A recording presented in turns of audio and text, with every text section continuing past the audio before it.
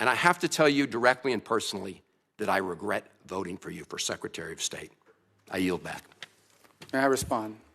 You may sit. Well, first of all, your regret for voting for me confirms I'm doing a good job, based on what I know. Well, that's about just your a record flippant and what you statement, stand Mr. for. Secretary. Can I respond, Mr. Chairman? You may. I didn't ask Senator, questions. please let the Secretary have I'd be the floor. happy to, but then I can respond to his Your response. time's up, Senator, and willfully used, I might add. Your remarks do not represent the view of this committee. Well, Mr. Secretary, please. Well, I'd like to. I can't respond to everything he said because much of these are untrue, but I'll go through a few. First of all, I'm actually very proud of the work we've done with USAID. For example, I don't regret cutting $10 million for male circumcisions in Mozambique. I don't know how that makes us stronger and more prosperous as a nation. I don't regret psychosocial support services. I raised USAID. Sudan, Mr. Secretary. Can I respond, Mr. Senator, Chairman, or do Senator, I'd ask you to suspend. You had 7 straight minutes of I chose to railing use my time that way, Mr. Chairman. That's my right to Please use my suspend time that way. Secretary Rubio. Well, I can go on. I mean, there's other things here. We spent $227,000 for Big Cat's YouTube channel from USAID.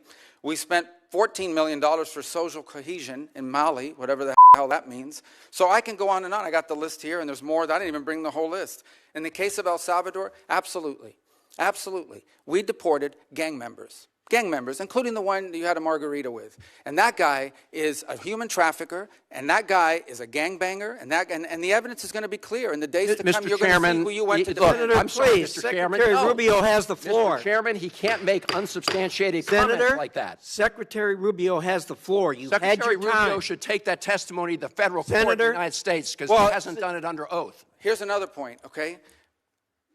There is a division in our government between the federal branch and the judicial branch. No judge in the judicial branch cannot tell me or the president how to conduct foreign policy. No judge can tell me how I have to outreach to a foreign partner or what I need to say to them. And if I do reach to that foreign partner and talk to them, I have under no obligation to share that with the judiciary branch. Just like a judge cannot order me to negotiate with a foreign minister of Russia, they cannot order me to negotiate with a foreign minister or the president of El Salvador. And if I did negotiate with them, which we have responded to them, and we've told them, we've had communications with the president of El Salvador, I am under no obligation, under our division of powers in this country, and to share with the judicial branch how I conducted diplomacy of the United States. It would actually be counterproductive. If I started sharing with courts, or frankly, with the media, my conversations with foreign leaders and all of their details, no foreign leader would talk to me again, and we would break trust with them. So I have complied with every court order. What I won't comply with is an order to disclose what I'm saying and what we're talking about with a foreign leader, because then they won't talk to me. Diplomacy doesn't work that way.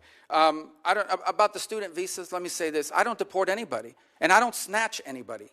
The State Department does not have officers in the street snatching everybody. What I do is revoke visas, and it's very simple. A visa is not a right.